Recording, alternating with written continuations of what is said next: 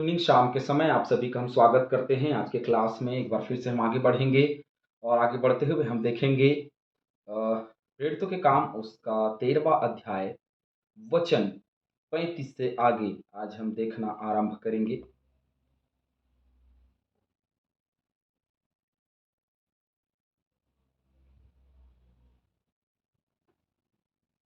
Channel को like करें, subscribe करें, बहुतेरे लोगों को शेयर करें ताकि बहुत लोगों तक ये जो चैनल है वो पहुंच सके और बहुतेरे लोग इससे लाभान्वित हो सकें और वचन को सीख सकें, समझ सकें, वचन में आगे बढ़ सकें। परमेश्वर के जीवित कलाम को पढ़ना और उसको समझना, उसको प्रचार करना एक अद्भुत और एक सम्मान की बात है। और जैसे कि हमने गवाही के विषय में विगत क्लास में और संडे की आराधना में देखा, अ, और वो इसलिए क्योंकि परमेश्वर जो है उसका सच्चा जो उदाहरण है या उसकी सच्ची जो गवाही है वो बाइबिल है, ये वचन है। उसका जो सच्चा प्रेम है ये वचन है। जब भी हम कभी इस वचन को पढ़ते हैं तब हमें एक अलग लेवल की ताकत और एक अलग लेवल का सामर्थ हमको मिलता है, जो मनुष्य की सामर्थ और मनुष्य की शक्ति और समझ से परे है। जो कोई उसको समझना चाहता है, जो कोई उसके करीब में रहना चाहता है, वो परमेश्वर के डर और भय में चले और उसके डर और भय में चलते अपनी ज़िंदगी को आगे जो है वो चलाए। चलिए, हम क्लास में बढ़ेंगे। इसलिए उसने एक और भजन में भी कहा है, तू अपने पवित्र जन को सड़ने ना देगा। तो ये एक भजन है जिसमें उसने कहा है कि तू कभी उसको सड़ने ना देगा। एक और भजन तो लिखा है, तू अपने पवित्र जन को सड़ने ना देगा। तो एक और भजन में कहा है कि तू अपने पवित्र जन को सड़ने ना देगा। तो चलिए 35 पद के लिए अब भजन संहिता 16:10 देखते हैं। भजन संहिता 16 का 10। क्योंकि तू मेरे प्राण को अधोलोक में ना छोड़ेगा, ना अपने पवित्र भक्त को सड़ने देगा। तो भजन में कहा कि तू कभी उसको सड़ने ना देगा, तू अपने पवित्र जन को कभी सड़ने नहीं देगा। तो पवित्र जन को सड़ने क्यों नहीं देगा? क्योंकि उसके लिए जो पवित्र हैं उसके लिए क्या निर्धारित किया गया है? स्वर्ग निर्धारित किया गया है। और उसके लिए वो जीवित हो जाएगा, वो जी उठेगा। और जब अंत का समय आएगा तो न्याय के दिन में जब सब लोग खड़े होंगे, जब न्याय किया जाएगा तो वो स्वर्ग को प्राप्त करेंगे। इसलिए उसके जन कभी सड़ेंगे नहीं, उसके जन कभी नरक में नहीं डाले जाएंगे। जो उसके अटल विश्वास पर निर्धारित लोग हैं, जो उसके जन हैं, जो पवित्र हैं, जो पवित्र आत्मा को धारण किए हुए हैं, उसको परमेश्वर कभी सड़ने नहीं देगा। क्योंकि अधलोक के द्वार, उसकी कुंजी, उसकी चाबी केवल एक है और वो है परमेश्वर। वही है जो वहां डाल सकता है। उसको सारा अधिकार है। क्या मैं और आप उसके क्रोध के दायरे में हैं? यदि क्रोध के दायरे में है तो बच के चलना बहुत जरूरी है। जो बच के चलेगा उसको वो बचाएगा और जो बच के नहीं चलेगा वो एक दिन मारा जाएगा। हालेलुया। बहुत ही एकदम साधारणतः बात है, बहुत सिंपल सी बात है, कोई बहुत बड़ा उदाहरण नहीं दिया है। बहुत सिंपल सी बात है कि जो प्रभु में है वो कभी भी, चाहे वो बीमारी में सड़ने की बात हो, चाहे तकलीफ में सड़ने की बात हो, चाहे मुसीबत में रहने की बात हो, कभी वो रहने नहीं देगा। क्योंकि वो छुड़ाने हारा हमारा परमेश्वर हमको छुड़ाता है, हमको बचाता है ना? वो हमको किसी भी स्थिति में क्या करने नहीं देगा? सड़ने नहीं देगा, क्योंकि उसकी यही वाचा है। 36वां पद, क्योंकि दाऊद तो परमेश्वर की इच्छा के अनुसार अपने समय में सेवा करके सो गया। अब दाऊद जो है परमेश्वर की इच्छा के अनुसार अपने समय में सेवा करके सो गया। उसका एक समय था, उसका एक दिन था, उस उन दिन उन परिस्थितियों में उसने सेवा की। दाऊद ने सोचा कि मैं परमेश्वर के भवन को बनाऊंगा, लेकिन उसकी सेवा में परमेश्वर के भवन को बनाना नहीं लिखा था। इसलिए उसने परमेश्वर के भवन को बना वही इस वजह से वो परमेश्वर के भवन को नहीं बना पाया। और उसके बेटे ने आखिरकार सुलेमान ने उसके परमेश्वर के भवन को बनाया। तो जितनी इच्छा परमेश्वर की है उतना ही काम वो हमको देता है। आज यदि मैं सेवा कर रहा हूं तो ये उसकी इच्छा है कि मैं सेवा करूं। यदि आज कोई प्रचारक है तो उसकी इच्छा है कि कोई प्रचारक बने। यदि कोई भविष्यवाणी करता है तो उसकी इच्छा है कि भविष्यवाणी करे। यदि कोई दर्शन करता है तो वो परमेश्वर की इच्छा है कि वो दर्शन करे। यदि वो सेवा टहल करता है तो उसकी इच्छा है कि वो सेवा टहल करे। आमीन। क्यों? क्योंकि परमेश्वर जैसा चाहता है वैसा ही करता है, वो उसकी इच्छा है। प्रभु जैसे तेरी इच्छा स्वर्ग में पूरी होती है वैसे इस पृथ्वी पर भी पूरी। तो मेरी और आपकी इच्छा नहीं परंतु उसकी इच्छा, वो अपनी इच्छा के अनुसार सेवा कराता है। जैसे दाऊद को कराया, अपने बाप दादों में जा मिला और वो भी क्या हो गया, सड़ भी गया। और क्या हो गया, दाऊद को अपनी इच्छा के अनुसार उसने अपने समय पर सेवा कराया और बाप दादों में जा मिला और सड़ भी गया। परंतु जिसको परमेश्वर ने जिलाया वह सड़ने नहीं पाया। दाऊद तो सड़ गया क्योंकि कुछ अपराध उसके जीवन में हुए। दाऊद तो सड़ गया क्योंकि उसने गलती की। दाऊद तो सड़ गया क्योंकि वो अपने अभिलाषाओं में फंसा रहा। दाऊद तो सड़ गया क्योंकि वो और उसकी इच्छा, परमेश्वर की इच्छा, परमेश्वर की आज्ञा, परमेश्वर के वचन में प्रबल हुई और इसीलिए वो सड़ गया। यदि आज हमारी इच्छा प्रबल है तो हम सड़ेंगे। मत्ती 9:24 निकालिए। चलिए,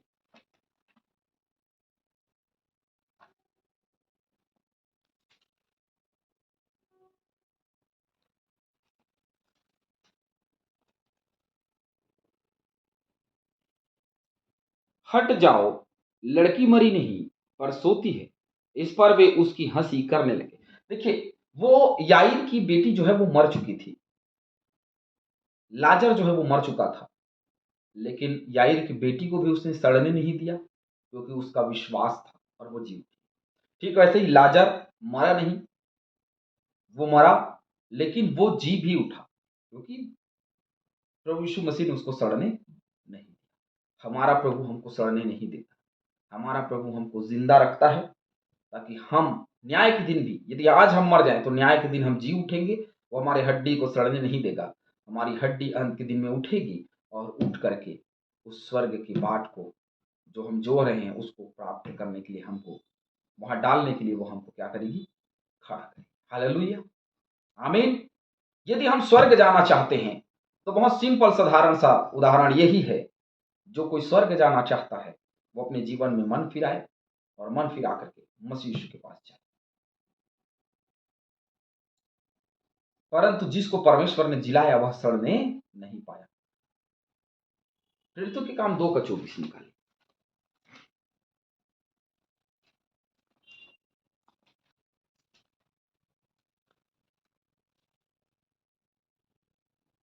परंतु उसी को परमेश्वर ने मृत्यु के बंधनों से छुड़ाकर जिलाया, क्योंकि यह अनहोना था कि वह उसके वश में रहता। ये एक अनहोनी बात है कि जो प्रभु में है उसको कोई सड़ने दे सके या उसको कोई सड़ा सके। ये एक अनहोनी बात है क्योंकि उसको परमेश्वर ने जिलाया और हम भी उसके साथ जिलाए गए हैं। हालेलुया, हम पढ़ चुके हैं कि हम भी उसके साथ में जिलाए गए।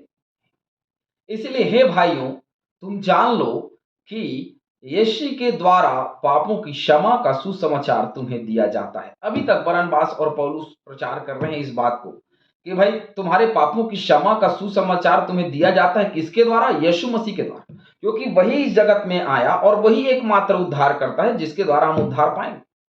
और उसके हड्डी को सड़ने नहीं दिया, हमारी भी हड्डी को सड़ने नहीं देगा, क्योंकि उसके साथ में हम गाड़े भी गए तो तीसरे दिन जी भी उठेंगे। हम दफनाए गए तो हम जी भी उठेंगे। हालेलुया, क्योंकि परमेश्वर हमको जिलाता है, हमको मरने नहीं देता, हमको सड़ने नहीं देता। लूका 24:47 पढ़ते हैं। चलिए,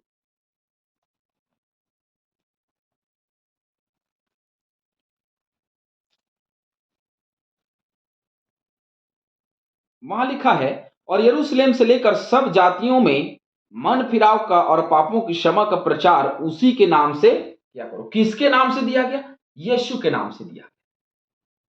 और यीशु के नाम से जो दिया गया उसी के नाम से हमको सुसमाचार का प्रचार करना है। और आज उसी का अधिकार हमको मिला है कि हम उसके अनुसार सुसमाचार का प्रचार कर रहे हैं। हालेलुया।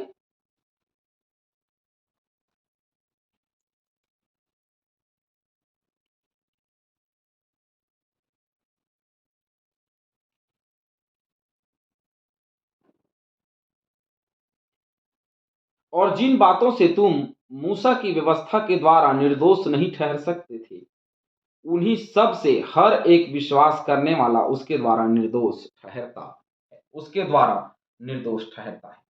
और जिन बातों में तुम मूसा की व्यवस्था के द्वारा निर्दोष नहीं ठहर सकते थे, व्यवस्था जो है उसके द्वारा कोई भी व्यक्ति जो पाप किया हुआ है, चाहे एक पाप क्यों ना किया हो, वो कभी निर्दोष नहीं ठहर सकता। तो किसके द्वारा निर्दोष ठहरेगा? क्योंकि व्यवस्था तो ऐसी है कि एक पाप की भी सजा उतनी है और हजार पाप की भी सजा उतनी है। क्योंकि परमेश्वर एक पाप करने वाले से भी घृणा करता है और अधिक पाप करने वाले से भी घृणा करता है। तो ये जो व्यवस्था है, व्यवस्था तो दंड को लेकर के आती है और दंड मनुष्य को चाहिए नहीं।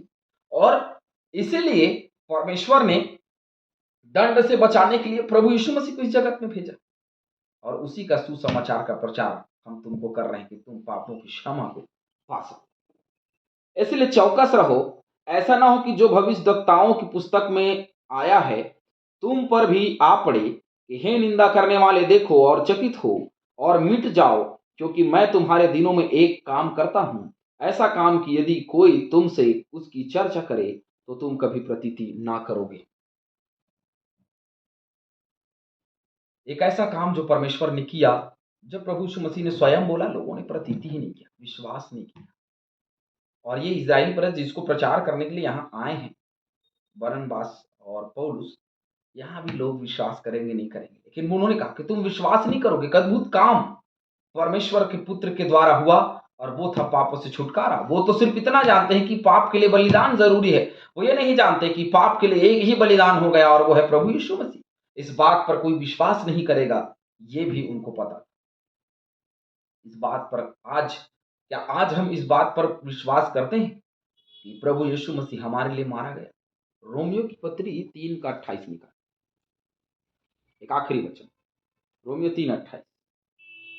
इसलिए हम इस परिणाम पर पहुंचते हैं कि मनुष्य व्यवस्था के कामों के बिना विश्वास के द्वारा धर्मी ठहरता है। व्यवस्था के कामों के बिना, उसके काम को किए बिना भी विश्वास के द्वारा धर्मी ठहरता है, अपने पापों से क्षमा प्राप्त करता है। हालेलुया। और हम विश्वास के द्वारा क्षमा प्राप्त किए हुए लोग हैं। विश्वास के द्वारा हम उसके खून से खरीदे हुए लोग हैं। प्रभु परमेश्वर ने हमको अपने पुत्र यीशु मसीह के लहू को बहा करके हमको खरीदा। ये हमारा विश्वास और प्रभु में हमने आगे बढ़ा।